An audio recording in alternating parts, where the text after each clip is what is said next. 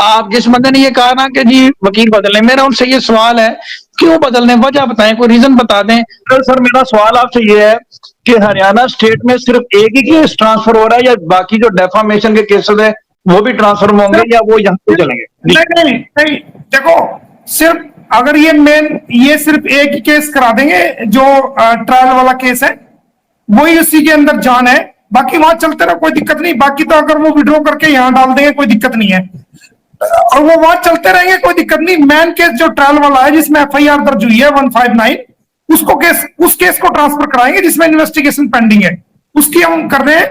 कल उस पर हमने सैटरडे में भी काम किया है, आज भी उस पर हमने, संडे को भी हमने आज काम किया उस पर, तो कल उसको फाइनलाइज रूप देकर के उसको हम अपने आगे बढ़ा देंगे।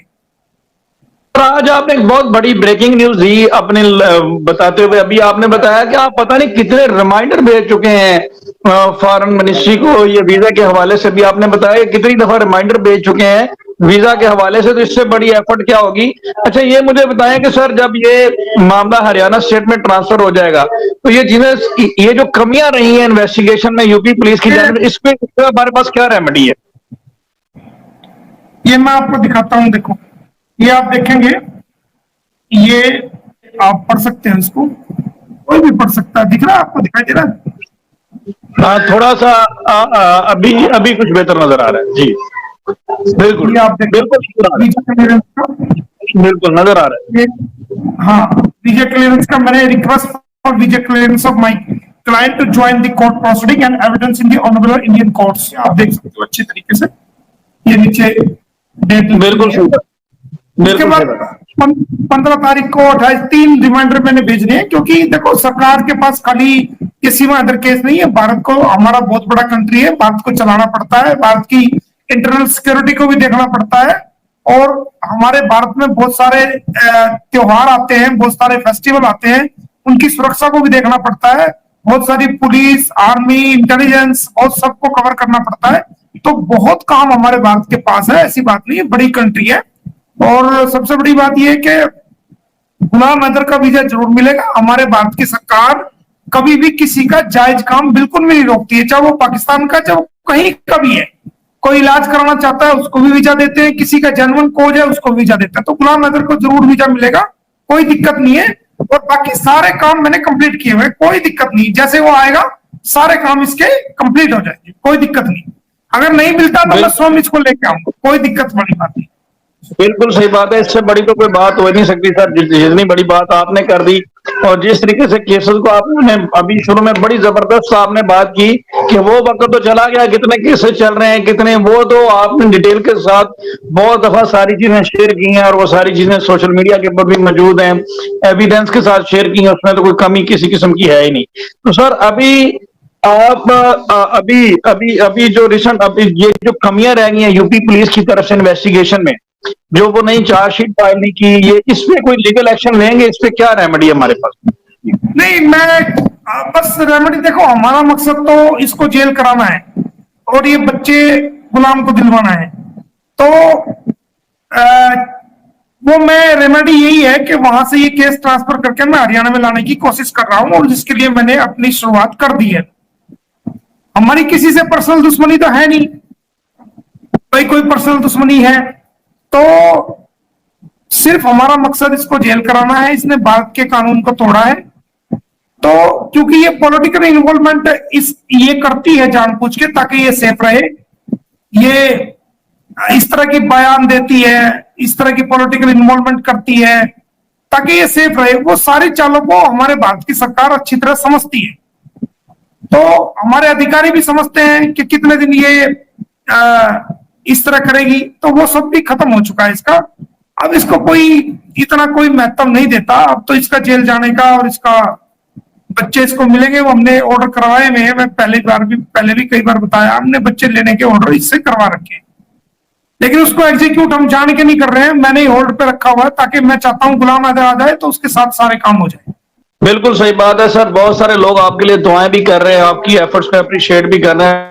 कि बहुत सारे लोग ये कहते हैं अगर ये हरियाणा स्टेट में ट्रांसफर होता है तो उससे केस मजीद लिंगर ऑन नहीं होगा, अगर चीजें दोबारा से इन्वेस्टिगेट होंगी, या उससे कोई फर्क नहीं पड़ता? नहीं, लिंगर ऑन नहीं होगा, बल्कि वहां और अच्छा हो जाएगा। वहां तो 1 महीने के अंदर अंदर इसकी चार्जशीट पेश हो जाएगी, वहां इतना टाइम लगेगा ही नहीं, क्योंकि वो जब केस ट्रांसफर होगा उसमें गाइडेंस भी, उसमें डायरेक्शंस भी होगी ना, उसमें टाइम लिमिट की डायरेक्शंस भी होगी, इतने दिन के अंदर अंदर आप जो है ना इसको फटाफट ये करें, तो उसमें इतना समय नहीं लगेगा, उसमें उसमें ज्यादा वक्त नहीं लगेगा। सारे लोग दुनिया आपके लिए दुआएं भी कर रहे हैं, मैं बतौर वकील भी हम देखते रहते हैं। आप तो रियाज रामे साहब, मैं आपके चैनल से बता रहा हूं कि जैसे जैसे ये केस कामयाबी की तरफ आ रहा है, तो आपके अपने ही जो आपके सपोर्टर होंगे वही आपकी टांग लेग पुलिंग खींचनी शुरू करेंगे, कंट्रोवर्शियल करना शुरू करेंगे, और वो बहुत कम सच्चे ईमानदार लोग लास्ट तक रह जाएंगे जो कि इस सक्सेस का बेनिफिट जो उठाएंगे, जो इंजॉय करेंगे, बहुत कम लोग होंगे, क्योंकि बहुत से लोग जो है वो गलतफहमी का शिकार हो जाएंगे, और वो ये लास्ट तक वही हिम्मती लोग रहेंगे जो सच्चाई को मानते हैं। सर इंशाल्लाह जितने भी लोग आपको देखते हैं, लोगों को बहुत ज्यादा आपके ऊपर ट्रस्ट है और ये लोग आपके साथ खड़े हुए हैं। और जो लोग ऐसी बात करते हैं या कोई कंट्रोवर्सी फैलाते हैं या कोई तनकीद करते हैं, मैं समझता हूं कि वो आपके साथ नहीं है या हमारे साथ नहीं है या वो हैदर के साथ नहीं है, बल्कि वो चीजों को बिगाड़ने के लिए आए और उनका मकसद सिर्फ यही है। और उनमें से बहुत सारे ऐसे लोग हैं जिनके बारे में तो बात करना ही फजूल है, जिनको अलग बे नहीं पता, लीगल तो बहुत दूर की बात है, कुछ भी पता नहीं, बस आए और माइक उठाया और बात कर दी। तो ऐसे लोगों को सर आप इग्नोर करें, और आप अपने, उनका मकसद सिर्फ यही है कि आपको रॉन्ग डायरेक्शन में डालना, आपको आपके काम से हटाना, आपको स्ट्रेस दिलाना, आपको परेशान करना। तो आप बहुत अच्छा काम कर रहे हैं। जो लोग हैदर की फेवर में, वो कभी ऐसी बात नहीं करेंगे, जो तनकीद करेंगे। और कुछ लोग जो कंट्रोवर्सी कर रहे हो, कह रहे वकील बदलो, कुछ लोग कह रहे हैं कि वो कुछ नहीं करेगा यो। बहुत से लोग, सर देखें बेटा यहाँ, जी जी, कुछ लोग कह रहे हैं कि करो करो। अरे भाई, अब बचा ही कुछ नहीं है, जो करना था मैंने सब कुछ करके रखा, और अब बचा वकील करेगा क्या? जो करना था वो मैं करके रख, फारिग हो चुका, करना क्या? अब तो गुलाम की वेज है बस। हाँ सर देखें, जो लोग ये बात कर रहे हैं ना वकील बदलो, मैं कहता हूं उन्हें शर्म आनी चाहिए, उन्हें शर्म आनी चाहिए। वो लोग कभी लाहौर से बाहर नहीं गए जो ये लोग बात कर रहे हैं कि वकील बदलो, और उन्हें अदालत की अलफ भी नहीं मालूम, अदालत के लिए भी मालूम नहीं है जो ये बात कर रहे हैं। और इस स्टेज पे आकर, वो पुरानी कहावत है ना, वो कहते हैं ना कि किसी गाड़ी का अगर इंजन एक मैकेनिक ने खोला हो ना, तो नए से नहीं खुलवाना चाहिए, उसी से खुलवाना चाहिए जिसने पहले खोल के रखा होता है। तो ये कौन सा बेवकूफ है जो इस स्टेज पे आके, जब केस डिस्पोज होने वाला है, तो वो कहता है किसी नए मैकेनिक को दे दो ताकि गाड़ी का इंजन का बेड़ा गर्क कर दे। तो ये तो स्टेज पे आके ऐसी बात करना ही बहुत बड़ी बेवकूफी है। और यहां से आप अंदाजा लगाएं कि वो कितना बड़ा बेवकूफ और जाहिल होगा जिसने ये बात की है कि वकील बदलो। तो ये तो समय से बालातर है। और मैंने तो आपके आने से पहले ओपन चैलेंज किया था सबको कि जी जी, जैसे गुलाम अगर भारत में आएगा, मैं आपको ऑर्डर भेजूंगा, वो जो बच्चों लेने के ऑर्डर करा रखे हैं, आपको सबसे पहले आप फ्लैश कर देना उसको, और बताओ। सर हमें पूरा यकीन है, हमें पूरा यकीन है। और आप एक चीज देखिए, बिल्कुल बिल्कुल सर, हमें पूरा यकीन है। और आप एक चीज देखें कि इस स्टेज पे आके ये बात करना कि वकील बदले, ये इंतहाई मायूस कौन है कि इस तरह की बात करना। और इसका मकसद सिर्फ यही है कि आपको डिट्रैक्ट करना, आपकी हिम्मत तोड़ना। लेकिन सलाम है सर, आपकी हिम्मत को, इस तरह की मुश्किलात और भी आपके सामने आएंगी, लेकिन हम सब आपसे ये रिक्वेस्ट करते हैं कि आप अपना जो फोकस कर रहे हैं उसके ऊपर फोकस करें।